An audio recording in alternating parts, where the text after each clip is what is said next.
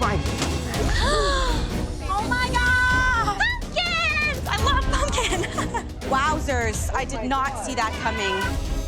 I've never cooked pumpkin in my life, so I'm definitely nervous. I have a lot running through my head right now. I have no idea what I'm gonna do with a fresh pumpkin. I am excited. I always have canned pumpkin at home. It's quick, it's rich. I'm pumped. Pumpkined.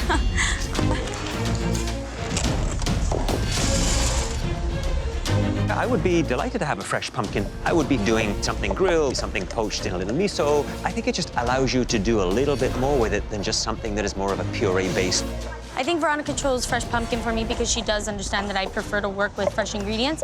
So I think she was trying to help me out. You know, pumpkin is a very delicate vegetable. It's very easy to overpower it. So I would be happy if I got the can. The flavor concentrates, so it's actually almost, in some cases, a superior version to the fresh. Gonna need a can opener because I got some canned pumpkin today to work with. Veronica. I don't think April Lee realizes that I was trying to help her. Canned pumpkin has a real punch, whereas the fresh pumpkin is very subtle.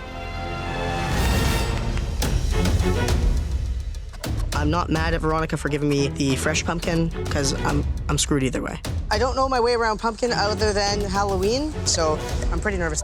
It's a really difficult fruit to work with. I think it's a fruit, vegetable. What is it?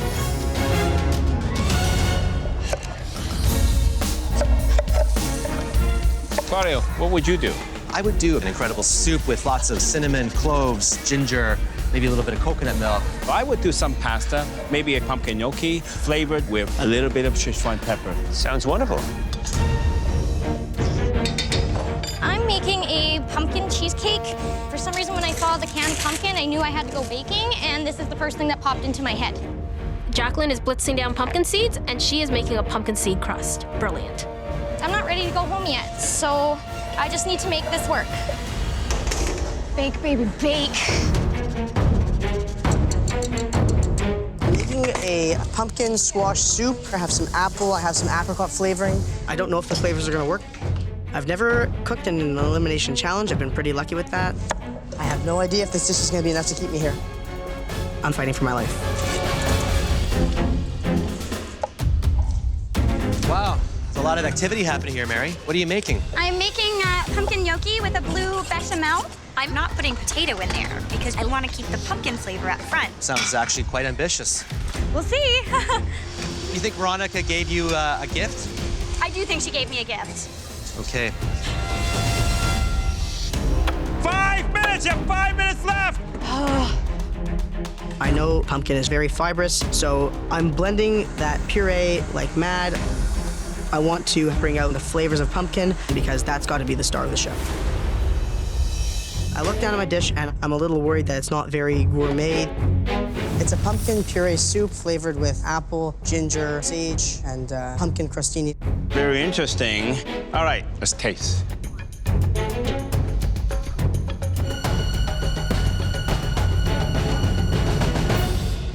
Wow, I like it. You had the right amount of pumpkin, right amount of stock, and the apple complements it beautifully. You honor the pumpkin, and I like that. Thank you very much, Chef Allen.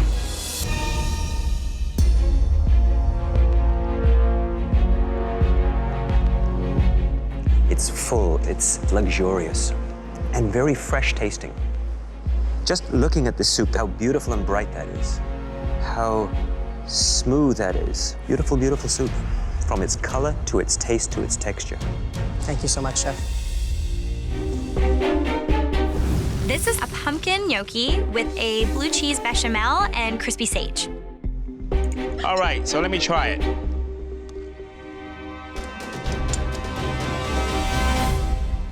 You have delivered. You know, you have the sweetness from the pumpkin in the gnocchi. You have the saltiness coming from the crispy pancetta. And the blue cheese, just that umph. Nothing's overpowering each other. You know, I love these little orange gnocchis because when I see them, it reminds me of pumpkin. I must say, you deliver what we wanted. Thank you, Chef. Definitely what I wanted. Thank you. Jacqueline, please bring up your pumpkin dish. The challenge was to honor the pumpkin, and I think I've done that in the flavors. I hope it's enough. It's a pumpkin cheesecake with a pumpkin seed crust, blackberry coulis, and a blackberry chantilly cream. You don't look exactly over the moon. Why is that? I think it's a little undercooked in the center. So you think it's uncooked? Let me see. This is top 10. Raw cheesecake can send me home. It's not as bad as you think, but I would say slightly undercooked. Okay.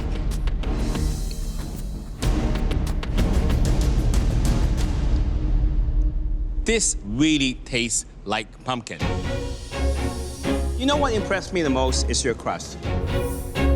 I think it's a fantastic idea to make good use of the pumpkin seed. Apples. At Alexander Keith's Cascade Hop Ale. Beer and apples. What are we gonna do? I'm doing a pork loin chop. I'm gonna make a honey beer glaze with an apple relish. Pork with the apples and maybe a coleslaw. We'll see when we get there. I'm gonna be making a beautiful pork chop. Beer, pork, just makes a lot of sense. Everyone almost selected pork. I would have to say they're taking the safe route. For me, it is apple fritters. I'd be making a beer batter. I'd probably add hazelnuts or macadamia nuts to that beer. For texture, exactly. I'd roast down and melt down some apple to almost make a little puree, sweeten it up a touch. Delicious. Finished. I would do sweet. I would have cinnamon, maple syrup. I would use the beer as well. I would really let those apples sing and be the star of that show. For me, savory. I would take the beer and use it to steam a delicate seafood like scallops or shrimps and apple salad. I'm gonna do something with pork, tarragon, apples, and beer. My flavors are gonna be spot on. The beer, orange, apple, a little cinnamon for some surprise, garlic. I think they'll really enjoy that. Well, I hope they do anyway. Well, Kayla stuck me with baked goods, so I'm actually gonna make some apple and beer-infused profiteroles with some caramelized apples on the side. Everything can go wrong. They're finicky as hell. This is a 60-plus minute dish. I gotta get going. I gotta speed some things up here. Josh. Chef. So you were forced to make a dessert. I was absolutely forced to make a dessert. That wouldn't be my go-to. So what dessert are you making? Basically, I'm doing beer and apple-infused profiteroles, caramelized onions, beer caramel topping it with a couple crunchy nuts for some texture. I hope you guys are gonna enjoy it. Well, sounds like you've got a lot to get done in a short time. I sure do. Good luck. Thank you, Chef.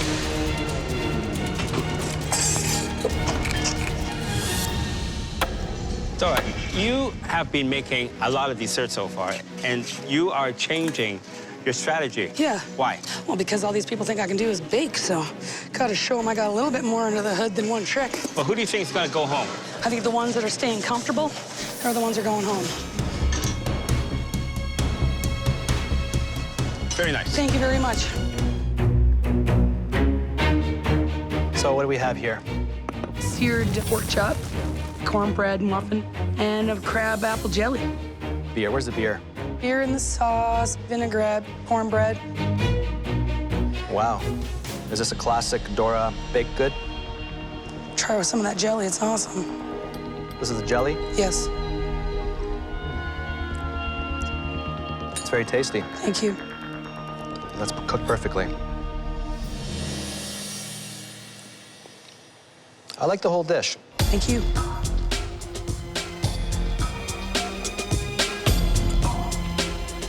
The sauce you've made has great depth of flavor again. Awesome. Between the apples, the beer, the deglazing of the pan, you've hit wonderful, great notes. Well done. I hope this knife is big enough. Might need a bigger fork. I tell you, where you come from, everything must be big. Well, I got big appetites out in Alberta. Where I come from, this can feed the whole city. That's in Scarborough.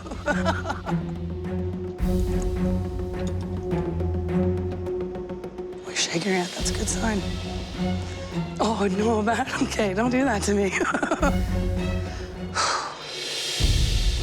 Those pork chops are beautiful. Thank you. They're moist, thick, and that's how pork chops should be done.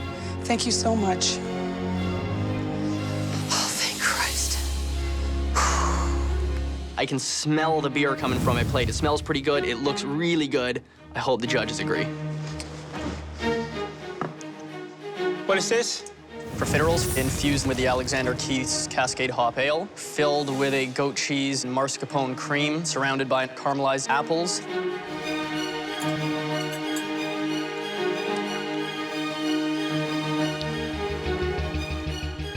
Wow. Kayla there didn't think you could make dessert. I think that worked to my advantage today. The flavors come together. Apple slightly underdone. Would have removed the peel, but well balanced. She's wrong. Thank you, Chef. I look up at Kayla. Her bomb did not land today. Walk me through your dish, please. Apple and beer glazed pork, and then it's served with a crisp apple and pancetta salad. And I must say, the presentation is very clean. There's a few out there that could learn from that. Thank you. Pork looks like it's cooked rather nicely. A little touch of pink there.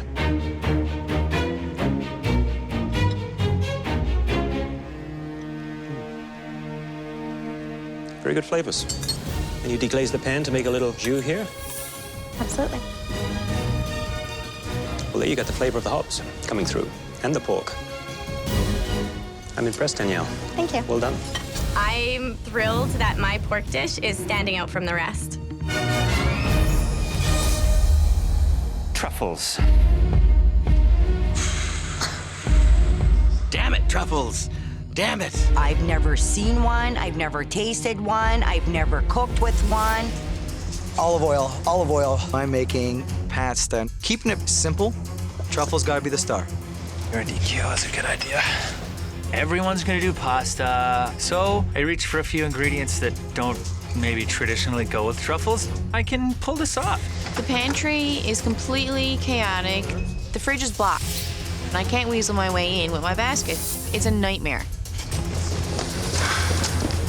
Truffle it's a fungus. It's a spore. It's an underground tuber that is foraged. But tuba is one of those instruments you blow and it's go boom. The first person that tried eating these was a very adventurous guy. They seem like they're just overpriced little turds. You know, there are some major pitfalls, though, when you're dealing with a truffle. They seem to have a lot of ingredients, and that may not be good ideas because, you know, you want that dish to be simple, not too confusing, and you want that black truffle to come through. If I was in this challenge, I'd be looking at using some of that beautiful white asparagus, wonderful fingerling potatoes, smoky bacon. I do a light vinaigrette for that. I do a scrambled egg. Finish it off with some shaved truffle. Are you reading my mind? No word of a lie. That's exactly what I'm thinking. I think that's what Kevin is doing right now. Eggs go well with truffles. Hopefully, it'll work out for me in the end. First glance, truffles are mystifying. I think they can be intimidating. You have to understand how powerful and pungent they can be. Very tricky ingredient to work with. I have no clue about truffles. They could have said, Lynn, you're cooking with the moon. Same difference. Lynn, I mean, she seems like she's in trouble. Her nerves are fraying big time. Hey, Lynn, what's wrong? I've never had truffles before, so right now I don't know if I'm going in the right direction or not, but I'm going by the taste that I like. You smelled it? Smells like the woods. Earthy. Yes. Think of it just as a really big, flavorful mushroom. And think of the kind of ingredients it would go with, okay? Thank you. I think you can get back on track with that. Thank you. It's time to get down and dirty.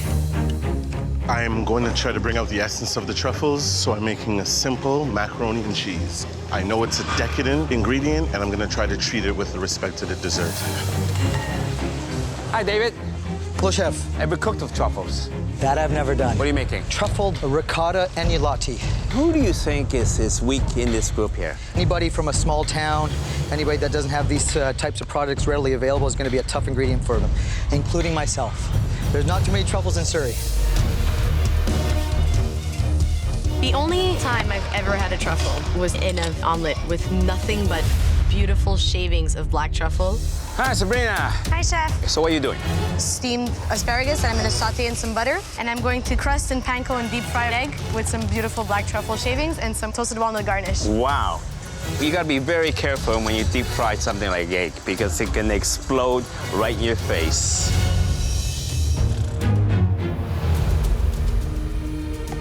What is this? A panko-crusted poached egg laying on a bed of asparagus and black truffle shaved. When I cut through this egg, what should I see? You should see the yolk running out and making a glorious sauce with that truffle. Well, let's give it a try.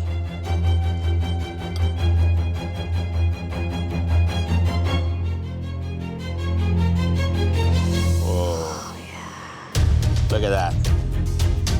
That's like me, yellow magic.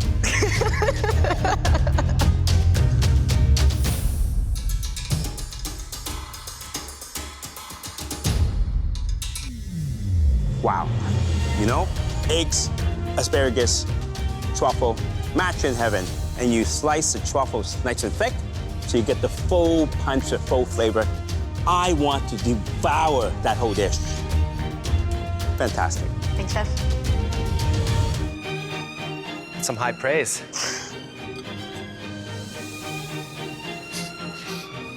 Something very special happening here. You have the richness of the egg, the acidity in the asparagus, the earthiness in the truffle, and it's all balanced. You've captured the essence of a truffle. Filet mignon with a truffle, goat cheese, compound butter.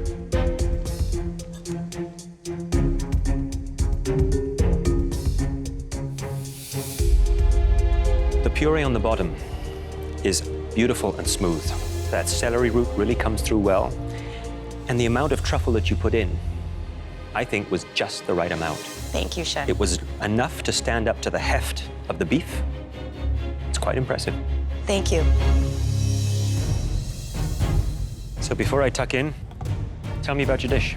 It's a truffled ricotta agnolotti, the shaved truffles on top. Well, looks alone, it certainly is a restaurant quality dish.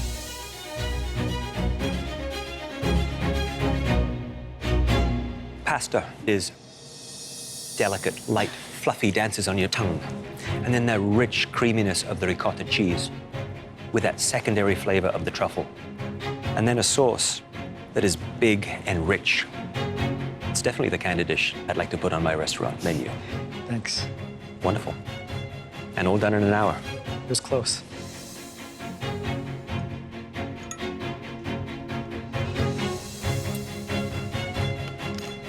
What do you do again for a living? I'm a concrete guy. It's like a trained chef did this. It's one of the best dishes I've had so far. Thank you. It's incredible. David knocked it right out of the park. He knows his stuff, and I respect that. My plate looks the way I want it to. My flavors are there. I'm leaving it in the judge's hands. This is called the Uptown Ting Mac and Cheese Truffle Swing.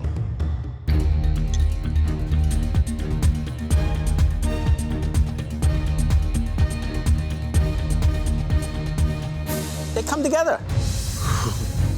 I like comfort and I like simplicity. Macaroni, cheese, cream cheese, truffles. Was it a fluke or did you know it? I knew it. I tried to honor the ingredient. Well, you certainly impressed me. Thank you. I lost my truffle virginity today, and I'm never gonna be afraid about using that ingredient again. Salmon! I grew up on the West Coast. I am through the roof. I'm so stoked. Anybody from that part of the country definitely knows what I'm talking about. Those are huge. I don't cook salmon. I've only tasted it a couple times. I didn't even know salmon could get that big. Canada is famous for this remarkable fish. It can be prepared in many different ways. Tonight, we're going to show you 3 of our favorites: glazed, encrusted, and poached. We're getting schooled today. Love it. I've been waiting for a fish challenge. My personal favorite is glazed salmon. First of all, for the glaze, it should be nice and thick. And make sure it's sweet for caramelization. Watching Chef Alvin in action is amazing. I'm trying to capture it all in my brain so I can use it later. It should come out looking like this. And you notice these beautiful bits of caramelization? Now that's from sugar. You want a bit more caramelization? You can always use this. all right? Be very careful, especially if you have long hair. You don't want a haircut. Alvin's a comedian, but the blowtorch trick is awesome. How you doing? Salmon is the ideal fish for crusting. This fish here has been breaded with almonds, lemon, and some herbs. This is gonna take 4 minutes. Then you're gonna flip it over. Don't move this fish a lot. If the heat is on too high, you're gonna char the outside. You're gonna burn it. When you're done, this is what it should look like. It's beautiful, Chef. You should have a perfect medium rare center. Chef Claudio has like this suave feel to him. It's almost like he can do it with his eyes closed. Okay, home cooks, I'm gonna show you how to perfectly poach this beautiful fillet of salmon. What I have in my pot here is a court bouillon, the liquid that is seasoned with aromatic herbs and spices. Now, you can use any number of ingredients in seasoning your court bouillon and bringing on flavors. I just gently slide it in and let it poach gently. I do not want to see a roaring boil when you're poaching salmon. I like the poaching method the best because you're not really hiding the taste of salmon. You're just enhancing it. Pink on the inside, beautiful, medium rare. It's wonderful to watch the pros do it. They make it look very easy. I hate them. I love salmon. I eat a lot of it, I'm gonna respect it, and I'm very pumped on this challenge. Look at Barry and Trevor. They already started filleting their fish. Barry started to make his first cut right under the gills, exactly like you should, turning the knife back onto itself and then cutting right down the backbone of that salmon. I got a sense he's done that before. My wife and I live right on the water in Vancouver. I have friends that are fishermen, so I had better do this salmon proud. I was a waitress at a Japanese restaurant for 3 years, so I got to constantly observe sushi chefs break down whole fish.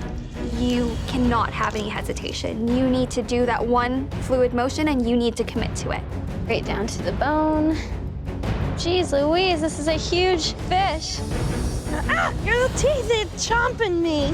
I've never filleted a fish in my life, let alone a gargantuan fish. Just come on out, I'm gonna wreck you. Miranda is just butchering that fish. It looks like she's been using a chainsaw on that salmon. I don't even know where the bones are in these things. I don't do fishies. I completely butchered the first cut, but I still got a big honkin' slab of fish that I can pick something from. I like this piece. I'm back on track. 20 minutes! There's 20 minutes left! Trevor, you can have my head. Thanks, Miranda. Appreciate it. Even when the chips are stacked against me, I take the time to help out others. So if Trevor wants my salmon head, go ahead. You're the best.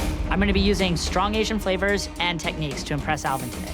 This is definitely gonna set me apart. Trevor, Trey has 2 fish heads. Did your salmon have 2 heads? I borrowed a fish head from Miranda. Why? Because I'm gonna be doing some crispy fish eyes, and I wanted more than 2. Coming from a Chinese family, the eyes is a very special thing. I'm doing it for you, Chef. Well, I'm so touched because, you know, I never get the fish eye because my mother always takes it, okay? What kind of glaze are you gonna do for the salmon? If I'm gonna be doing an Asian-inspired glaze, I have oyster sauce, some honey for that sugar, get it really nice and caramelized. You have only 45 minutes, remember, okay? Yes, Chef. I think the trickiest technique out of all of them is the poached, because you don't know quite what's happening in the middle of that fish. If it is overcooked, that fish will fall apart. I'm a little worried. I know that it doesn't take long to cook. I'm guessing it's probably gonna be about 4 to 5 minutes. I went to see Trevor. He's doing 4-eye salmon. It's just for me. And don't be jealous, there's 4 of them. So You can have my fish eye, don't worry. And also, he's got some pickled carrots and also some crispy potatoes. A lot of complicated techniques there, in my opinion. It sounds like a tall order. That's ambitious. Oops. 15 minutes, you have 15 minutes left. You need to be cooking your salmon soon if you haven't done so. Miranda, ever cooked salmon before? I haven't, Chef. How are you gonna win this challenge? By doing what I always do and cooking with the flavors that I think will work well together. What is in your glaze? I did some rhubarb, honey, some chili oil, mustard, fish sauce. It's right here if you wanted Right to there. give it a little taste. very, very interesting. You know, I love rhubarb, and I've never used that in the glaze, okay? So this will be the first for me. You got a lot to do. I'm gonna let you do it. Thank you, Chef. All right, good luck. Trevor seems to be the only home cook that is using that beautiful salmon skin. When you cook that crispy, it is delicious. It almost upstages the salmon itself. Whoa! Miranda, she is using that torch. Woo! I am the fire queen. It's a good technique, but she is doing it on a wooden chopping board. Now, never try that at home. Never torch on anything that's wood. I did a chili, honey, and rhubarb glazed salmon over a spinach and mushroom salad with toasted salted pine nuts. Plating. I think you've done a great job. What I like about it is clean, tight, compact. So I can't wait to taste. Let's see what we've got. The fish is tender, moist. The rhubarb works. Overall, the flavors are really solid. Seasoning, I think, has a great balance to it. The glaze, I think you could have been just a tad more generous with it. A little advice. This dish requires a little bit of crunchy texture, a little crispy piece of rhubarb. Just a light oil, pop it in the oven, let it crispen up, use it as a garnish. But it's a great dish. Thank you. Thank you.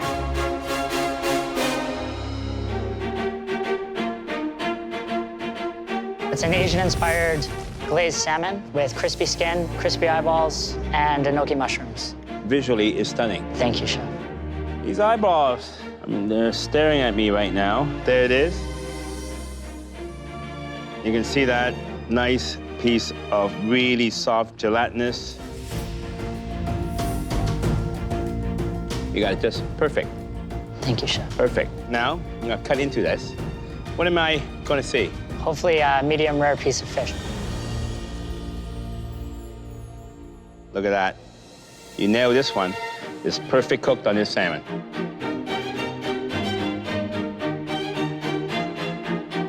That's nice. A fantastic glaze. It's got that sweetness. Thank you, Chef.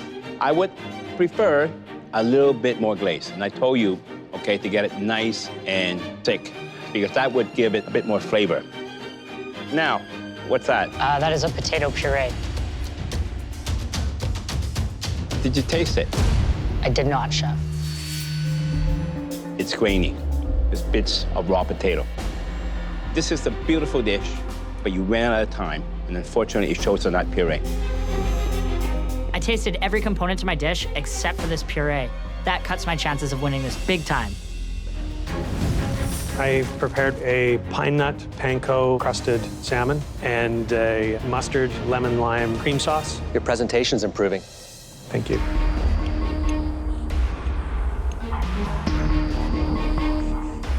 You nailed the cook on the salmon. It does not get much better than that. Let's eat.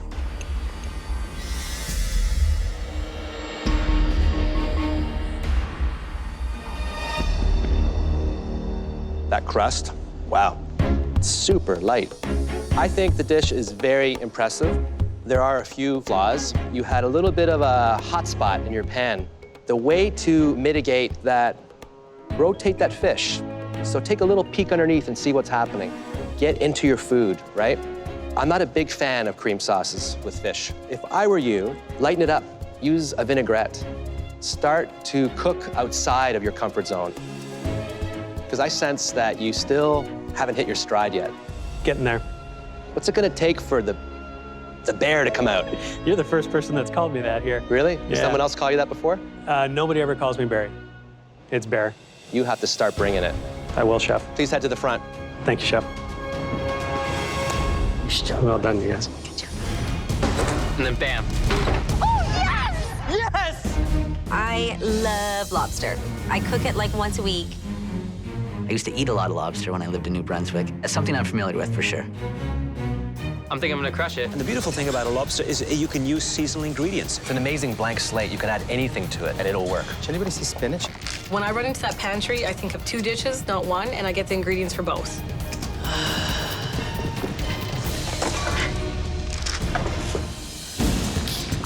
I am ecstatic. This is my favorite ingredient in the world, and I just love lobster.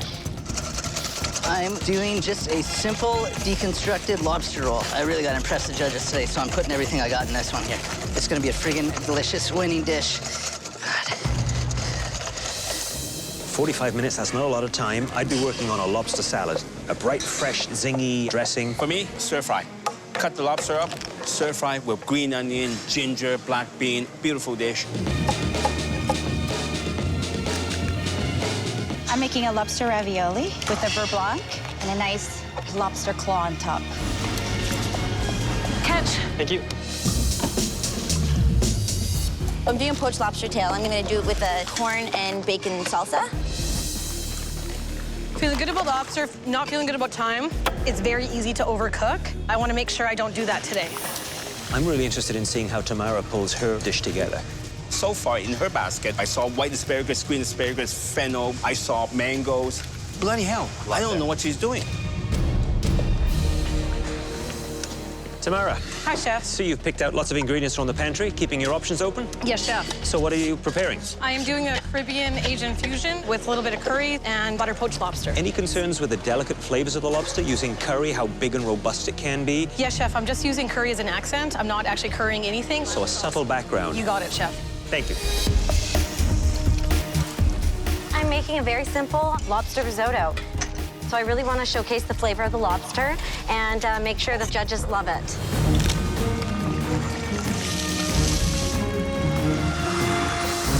Eric. Hello, Chef. What you doing? Poaching the lobster in butter? I'm cooking a lobster risotto. Anything in there in terms of aromatics? I'm gonna put most aromatics in my stock. So you're gonna make a quick stock? You think you'll have enough time? Because that flavor of that lobster is key to success. It better be good. Yes, Chef.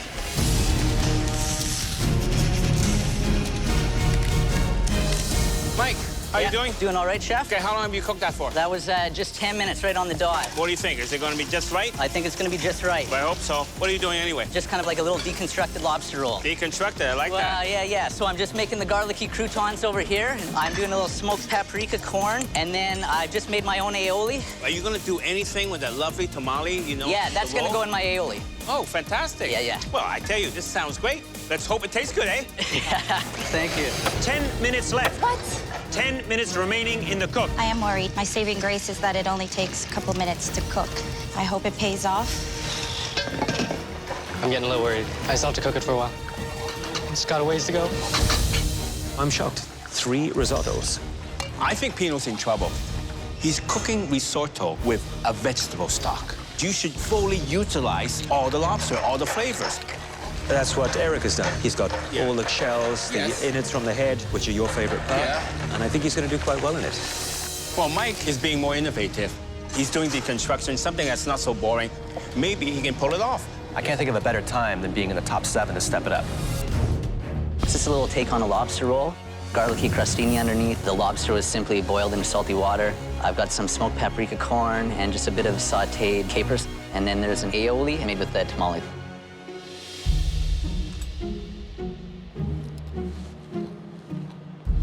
I like the balance between corn and the capers, and the lobster is not disguised.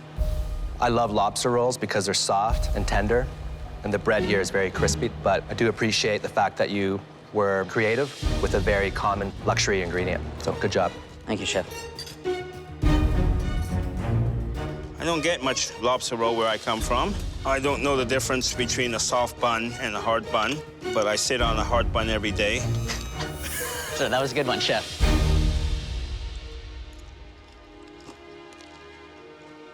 Fantastic, very nice. The lobster, that's done to perfection. And of course, the tamale gives it that extra crustacean, that extra flavor. Very, very tasty one. All right. Thank you, Chef. Top 7, and they're loving this dish. I feel pretty good. Tell me about your dish. A butter poached lobster with Thai mango slaw, with fresh peas and some red onion and some celery leaf. If you overcook a lobster, it is tough, it is rubbery. This should be moist, succulent, tender, if cooked just to the point. Do you think it's cooked to the point? Yes, Chef.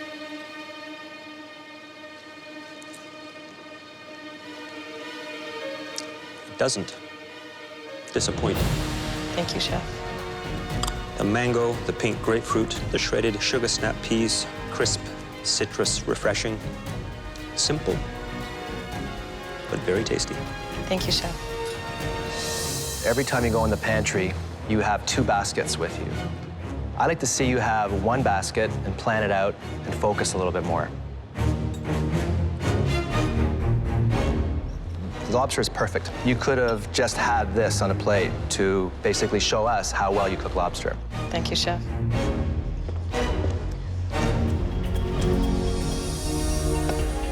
I use the body and the shells to make my stock, and I only use the tail, claw, and knuckle meat in my risotto. There's some green mushrooms, Parmesan cheese. The rice, I think, has all the characteristics of an outstanding risotto. You used the shells and increased the flavors by various aromatics. You can taste a lobster in it, and that's the key with risotto. Very good. How does that look to you? Slightly overcooked, Chef. I would say slightly overcooked. I tried butter poaching it for the first time, Chef. It's Okay. a bad mistake. But I must say the risotto is perfect and it's delicious. Very nice. Thank you, Chef.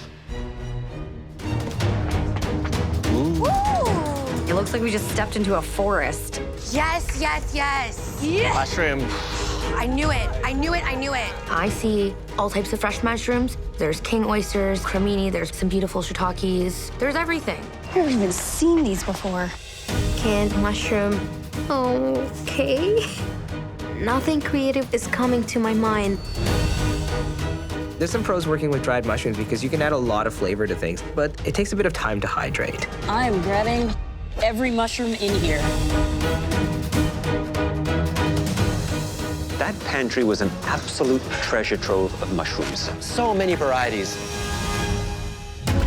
Even with the canned mushrooms, they had a good selection to choose from. A lot of people think the canned one would be the biggest disadvantage, but to me, it's not. It retains its texture. You know what? I grew up in a Newfie household, and we had a lot of canned vegetables. There's ways to elevate the flavor. You got to be creative, but that's how I like to be in the kitchen. All 3 versions have their own advantages and disadvantages. Fresh, sometimes it's difficult to get the flavors out. And also, the fresh is danger of overcooking or undercooking it. I think dried mushrooms here would give you a bit of an advantage because they pack an incredible earthy flavor. The sauce, it's all gonna be in the sauce. I just want the mushrooms to shine. Eugene's got all sorts of equipment happening. I'm sure he's doing this convoluted dish. I'm making a vegetarian mushroom bone marrow. Canned mushrooms are a little bit slimy and a little bit wet, similar to bone marrow where it's fatty and gelatinous. I'm shaping comfy potatoes, similar to bones. My idea is pretty creative. I know that I've got this in the bag. 30 minutes, you have 30 minutes left. So much work to do. I'm doing a cream sauce with beautiful canned mushrooms in them on a bed of charred up cauliflower and then a poached egg as well with that. Andy is using a variety of techniques. He is grilling, he is smoking, he is making purees. Interesting for me to know that he does have this in his repertoire. Hey there, Andy. How are you feeling? I'm feeling good about it. I've never done any of these techniques really before, but that's what the MasterChef Kitchen's about, is getting a little bit outside of your comfort zone. Do people from out east like to cook with a smoking gun? No, not necessarily. But I feel like I've only cooked about 1 meal in this kitchen that I've been proud of, and I think this one's gonna be one that I'm absolutely proud of. Because I don't think we've seen your full potential yet. I don't think you have either, Chef. Carry on. Thank you, Chef. 15 minutes left to present us with your mushroom dish. Look at Eugene. He seems to be taking a long time with those potatoes. You need to get the potato shaped like bones as soon as possible. We've seen him do complicated before, and it just doesn't work out for him. It's taking too long. I won't have time to redo these potatoes. If I don't get the proper structure, I'm screwed. This might end up being his ultimate destruction.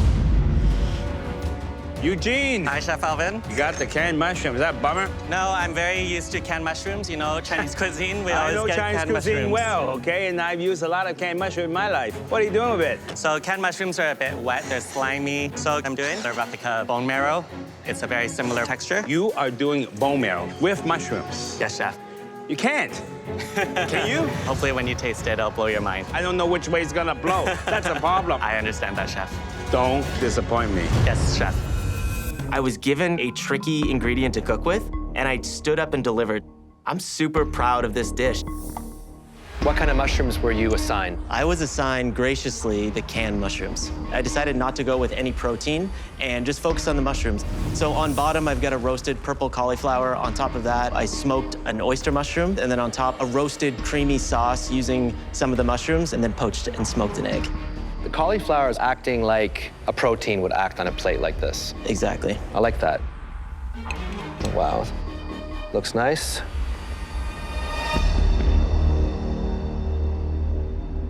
Incredible flavor, bold, great texture. Honestly, I couldn't tell that it was a canned mushroom by the way you treated it. It's an original dish. You are one to watch. Keep it up. Thank you, Chef, will do. And I wanted the dish to look kind of like a forest in fall. The bones I made from a potato confit. The marrow is the star of the dish. I'm actually very disappointed when I look at this dish, Eugene.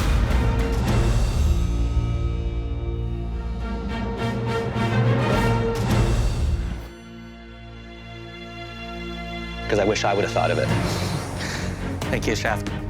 It really is incredibly creative, innovative. Thank you, Chef Claudio. To take a canned mushroom and come up with potatoes and mushrooms pretending to be bone marrow. It's pure genius. Thank you. I know you know it too, because I can see you're filled with emotion right now. Yeah. The way it looks, it's a triumph. Thank you, Chef. Let's cut through. I'm very intrigued.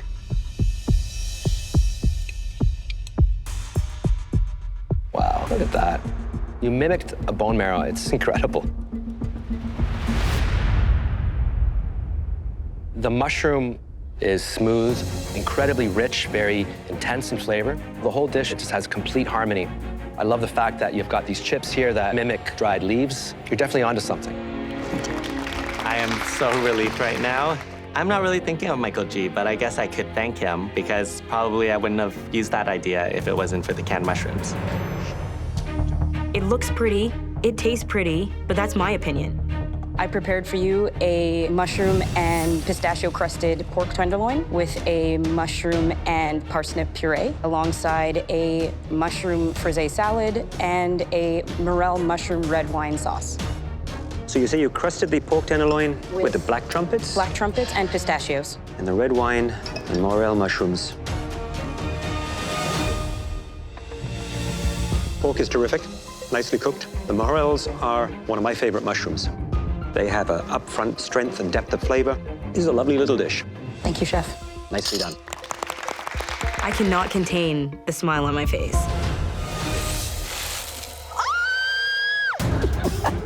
Oh my God. Oh my God, I've never cooked with coffee before. All right. With a small infant daughter, I have a very intimate relationship with coffee. My mind is racing to figure out, what am I gonna do? Coffee is one of the most exciting and diverse ingredients to work with. You can actually use it as a flavoring agent, almost like a spice. I'm doing spiced chicken with bourbon coffee sauce, and then I'm gonna do some coffee glazed carrots. Two pitfalls of coffee. One is it can be overpowering. Two, if you use it as a rub or you leave it in the sauce, it can be very sandy and gritty, and I don't want that. I tell you, I'm a very simple man. For me, it's coffee, rum, and a big fat cigar. This is gonna be interesting.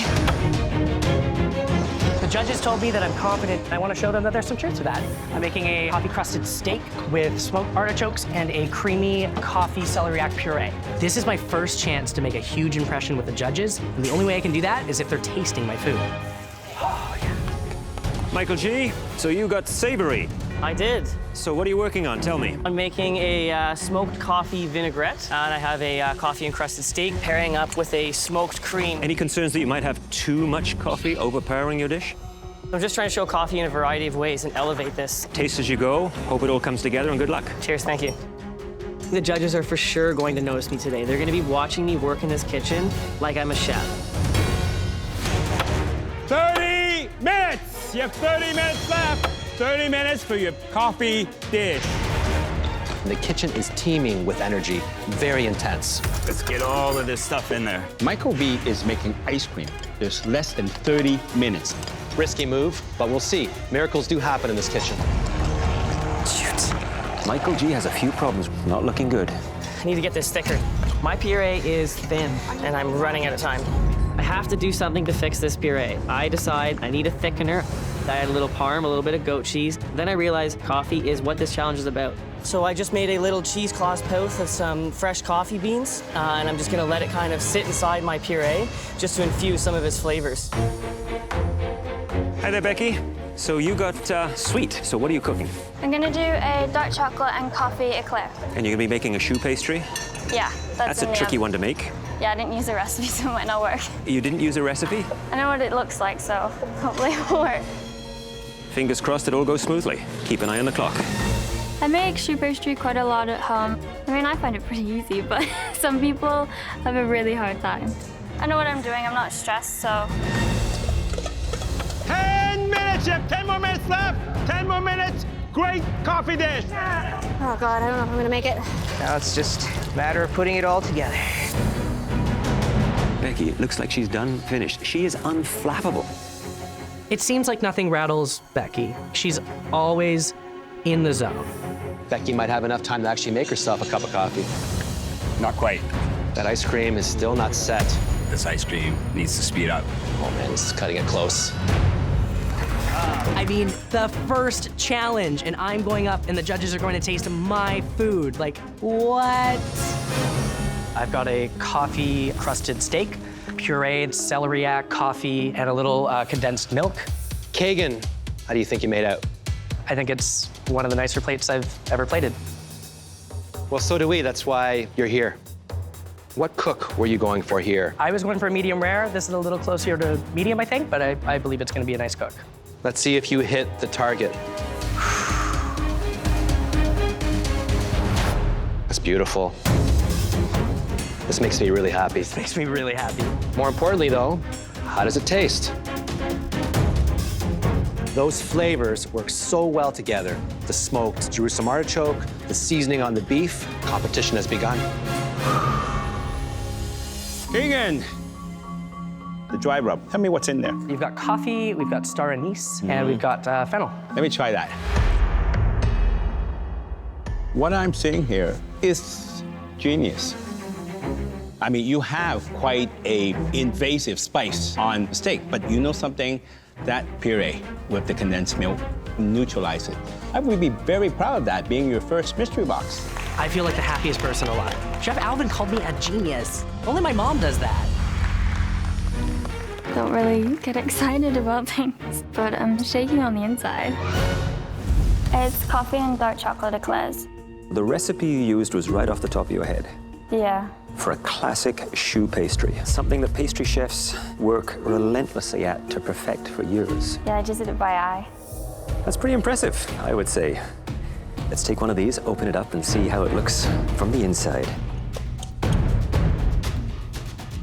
Look at that. Pretty full in there. The pastry cream is incredibly soft. And you have a good balance of coffee in there, and that dark, bitter chocolate works really, really well with it. I think you could have cooked the choux pastry buns a little longer, but it is very good. Which is why I had to have a second bite. Let's taste. Watch out behind you. Incredible. The coffee flavor just pops. The pastry cream is beautiful, smooth, and velvety. It really is incredible. Thank you.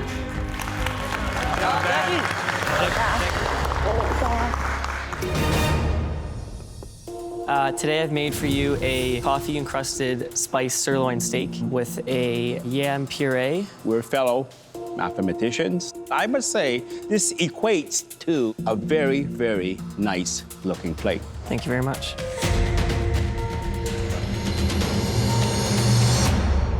The steak is perfectly done. Thank you. The puree, very, very rich, but you cut into that richness with the pomegranate. It all adds up. Thank you, Chef. Great cook on the steak, seasoned well. It's so easy to overcook it, and you were able to cook it, get a good caramelization to it, introduce that coffee flavor, but still have it moist and tender. Not easy. Simple bean salad, lovely little vinaigrette, maybe just a little sweet. Having said that, a lot of great elements came together on this plate. Thank you, chef. I hope it's not beginner's luck. Thank you. This is amazing. To hear these judges and what they've said to me, that's a huge, huge honor. Run. Holy garbanzos. Periwinkles. Conchs. Snails and conch. David. Oh my God. Oh my goodness. Never made either of them. Get your snails. That's a lot of snails. How the heck do you elevate sea snails? Like at home, we just boil them or steam them, put a bib on, and we just start eating. Anyone see Brad? I actually eat a lot of conch at home, so I know what it tastes like. I feel like I've lucked out a little. I'm just going through the dish in my head right now. Got the garlic, got the shallots. I have an amazing recipe for both these snails and conch. I'm going to deep fry it and make some fritters out of it. You're welcome. No, I just want to smack that grin off his face. Sea snails, you can treat them like clams and mussels. They need a good, quick, fierce heat. Steam them up, a little bit of broth, white wine, touch of garlic. Super, super light. But overcook them, they are rubbery like elastic bands. Come on, buddy. This is Michael's basket. I decided to make a snail paella. It has chorizo in it, tomatoes, and it's seafood. Just gotta trust my intuition, make a beautiful dish, and not go home today. The conch is very tricky. It's very difficult to get out of the shell. This is freaking crazy, man. So I would suggest that they put it in boiling water for about 5 minutes. That's when you want to pull it out, right? So it comes out easily. Right. There you are, little guy. Sabrina, What's up, chef? how you doing? Finding a conch. How did you prep this conch to get it out? I parboiled it for about 1.5 minutes. Okay. Shocked it in water. Why are you shocking in water? I would pull it out while it's still hot. Because right now it's all seizing back up on you. And if I Probably put it back in, it might be overcooked though. That's what I'm scared of. Remember, this is an elimination challenge. There's absolutely zero room for error here. If I can't get this conch out of his shell, I'm going home. What's happened now is the flesh inside the shell is completely retracted and it's stuck. Yeah. Thank God I don't need too much. We're only doing the one plate. The home cooks have just 45 minutes to create a dish with conch and sea snails, with the added twist of using another competitor's ingredients. It's just another day in the kitchen. Are you kidding me? Conch and sea snails are gonna totally mess these guys up. Michael. Hello, chef. How are you? I'm well, thanks. How about you? I'm a little frazzled. At first, my trouble was that I was looking at the ingredients as if I was Lynn. And that's impossible. Tell me what it is that you're going to cook. I'm gonna do a nice, fresh conch ceviche. Now, have you worked with conch before? Never. Well, I'll let you carry on. Thank you so Best much. of luck. Thanks, Thank Michael. you. Okay. I gotta do something different. I gotta get out of my comfort zone. I have not yet made a pasta in this competition, let alone in 45 minutes. I'm taking this risk. Hey, John, how you feeling? I was a little bit rattled at the start, but now I pulled it together. I'm making pasta now. We got a fettuccine and a white wine cream sauce, and then we have the periwinkles. It looks interesting. Good luck. Thank you. We have a sea snail and cremini fettuccine with a white wine shallot cream sauce. Wow. Your presentation is going up in the division here. Thank you.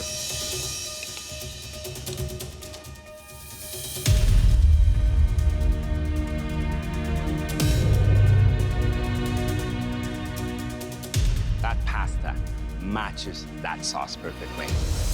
We have the nice, soft noodles reacting with this crunchy snail. It could use a little bit of salt. Sea snails is really more about texture. Yeah. You really have to infuse taste into it. So a fantastic looking dish, just a touch more seasoning. Thank you. Well done.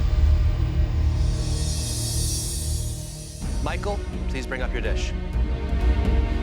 I am really proud to show this dish. It has a novelty aspect to it, but it looks cool. What you have here is a ceviche, and in front of it is deep-fried mushrooms. When I think of conch, I think of me and my mother just walking on the beach when I was a kid looking for shells. So what it resembles is a shell that washes ashore, lets go of some ceviche, and the mushrooms would be the beach, as in the sand. Okay, well, let's try this. I know a lot about ceviche. I'm from South America. I've made so many different types. This, I think, is genius. That you're using the vessel just to keep your ceviche in. I think that's interesting.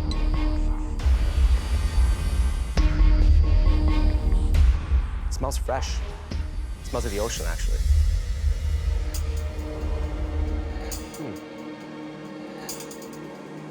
And it's tender, which is very difficult to achieve. It's a great job. Thank you. The ceviche with the little bit of heat, a little bit of acid, you didn't overpower it, which is very important. I'm very impressed. Thank you, Chef.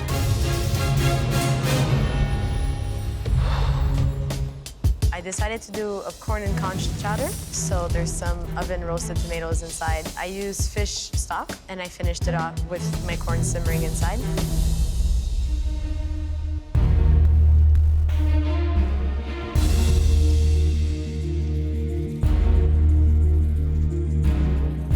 You really honored the ingredient, and it pops out. I mean, it really pops out. The only thing I would do differently next time is it needs a little more stock. We need to be a little bit lighter. Thank you.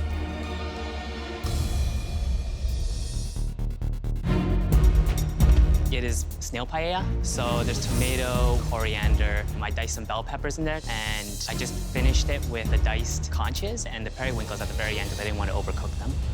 You had to get inside Michael's head to create this particular dish. How was that? I realized that sometimes you just have to rely on your sense and your intuition and just taste your way through it. And if you believe it's delicious, then you'll make a delicious dish.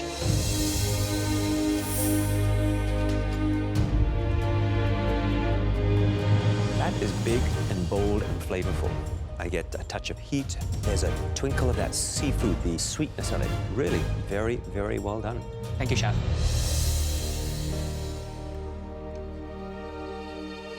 This is a paella that I can eat over and over and over again. You had Michael's pops. Yes, Chef. I mean, he laid the blueprint for this dish. I think you may have to thank Michael by buying him a beer. Well done. Thank you, Chef.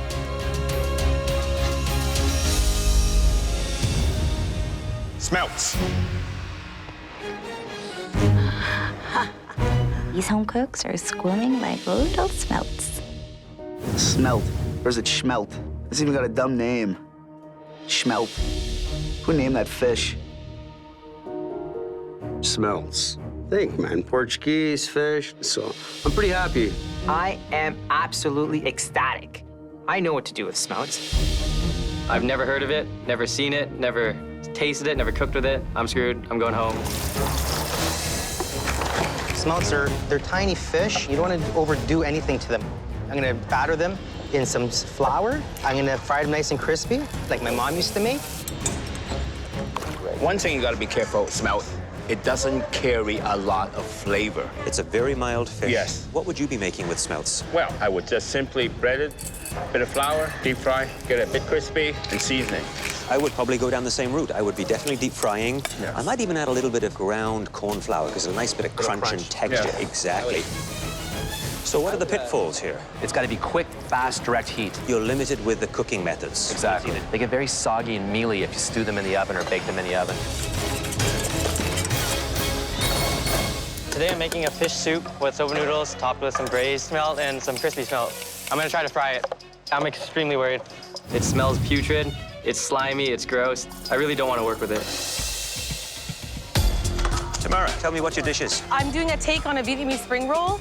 I'm marinating some smelt in sake, and I'm also crisping some up in cornstarch. I'm gonna try some and see which one turns out better. You think that was a wise decision? I'm gonna try to impress today. I'm not playing it safe, that's for sure. Good luck. Thank you very much, Chef. What is this? Smelt broth with soba noodles topped with braised smelt and deep fried smelt.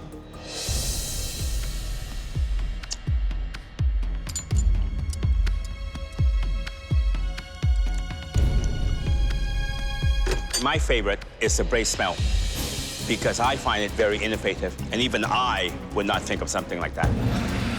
Thank you, Chef.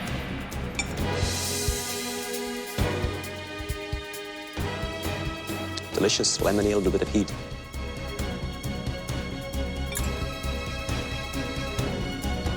Took a massive risk here. Smelts 3 ways, and every way is good.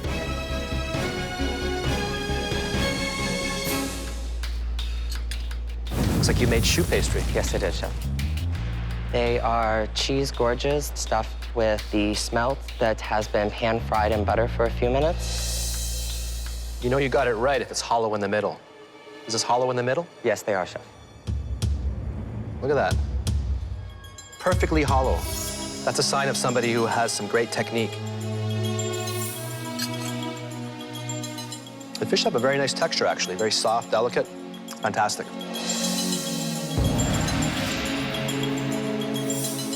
Well, the gougère is cooked impeccably. Perfect little vessel to put the smelt in. The creaminess and the dill actually work. I am impressed. Well done. I lightly floured and I deep fried the smelt. I also made a little vegetable soup with a homemade noodle. I think it's a very nice presentation. The fact that you've used a little kitchen towel to take out some of that extra oil from the frying, it's one of the best I've seen today in presentation. Very nice. It's the kind of dish I'd like to go home to at night. I'm intrigued by this. What is this? It's a homemade noodle. They're called tagliatelle. It's incredible that you managed to do all of this in such a short period of time. I would serve this in my restaurant. That is truly an honor for you to say that. He did something that I couldn't do in LA. He's the one to watch.